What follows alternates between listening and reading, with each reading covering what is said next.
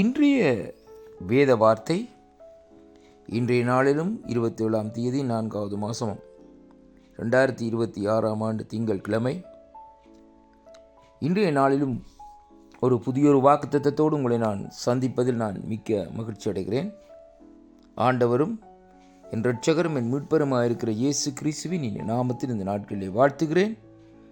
இந்த நாளிலும் வேதத்தியானத்துக்கு எடுத்துக்கொண்ட பகுதி சங்கீதம் 31வது அதிகாரம் 15வது வசனம் இப்படியாக சொல்லுகிறது: என் காலங்கள் உமது கரத்திலே இருக்கிறது,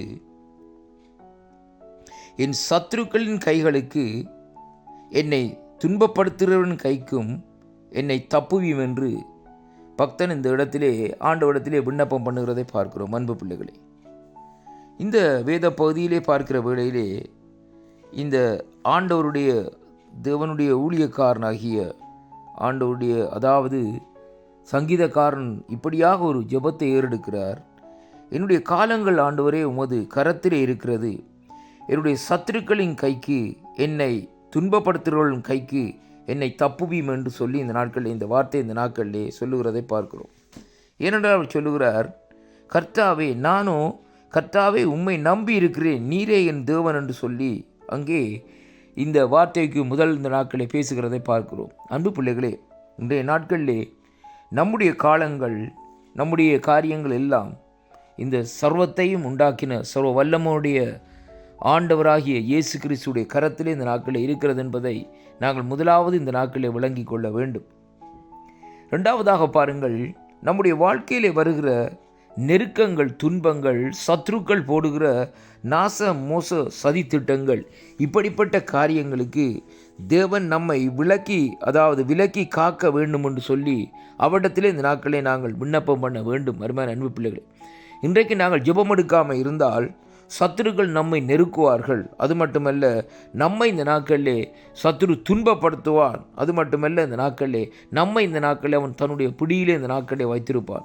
அதனாலே தான் அருமை பிள்ளைகளே, நாங்கள் கர்த்தருடைய சமூகத்திலே இருந்து ஜெபங்களை ஏறெடுக்க வேண்டும் என்று சொல்லி கர்த்தருடைய வார்த்தை இந்த நாட்களிலே நமக்கு சொல்லுகிறதை பார்க்கிறோம்.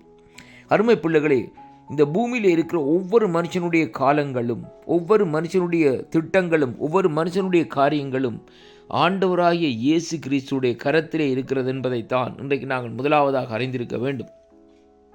சில வேளைகளில் மற்றவர்கள் நம்மை அழிக்கலாம், துன்பப்படுத்தலாம், நம்மை கொல்லலாம் என்று சொல்லி திட்டங்களை போடலாம்.